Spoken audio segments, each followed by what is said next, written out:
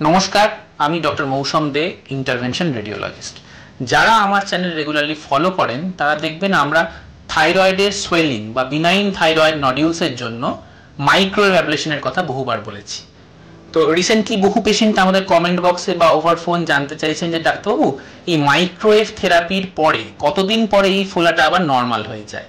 তো তাদের সবার জন্য আমি জানাতে চাই, গড়পড়তা আমি সবাইকে বলে রাখি যে 6 সপ্তাহ বা 1.5 মাসের মধ্যে ফোলাটা ধীরে ধীরে নর্মাল হয়। তবে কিছু পেশেন্ট বলেন তাদের ক্ষেত্রে হয়তো 4 সপ্তাহ বা কারোর ক্ষেত্রে 5 সপ্তাহ সেটা হয়ে গেছে, হতেই পারে। তবু আমি থাম্ব রুল সবাইকে 6 সপ্তাহ বা 1.5 মাস বলে রাখি। দ্বিতীয়ত, অনেক পেশেন্ট আমাকে একটা প্রশ্ন করে থাকেন যে ডাক্তারবাবু, এই যে মাইক্রোওয়েভ করবো, সার্জারি কেন নয়?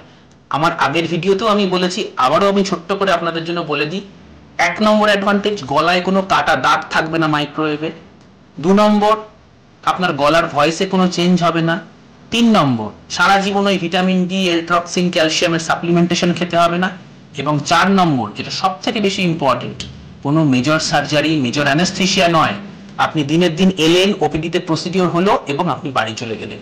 এই অ্যাডভান্টেজগুলোর জন্য আজকের দিনে মাইক্রোওয়েভ থেরাপি থাইরয়েডের জন্য বেস্ট ফর্ম অফ থেরাপি। নমস্কার।